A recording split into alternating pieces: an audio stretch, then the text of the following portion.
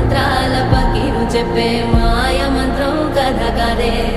చంటోళ్లను భయపెట్టే భూచోడి కథ కదే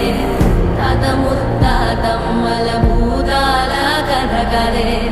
విక్రమాదిత్యుడు చెప్పిన వేదాళుడి కథ కదే దీపము నుండి దెయ్యం వచ్చే అల్లావుద్దీన్ కథ కాదే ఇది ముడత చర్మం ముసలి చెప్పే కథ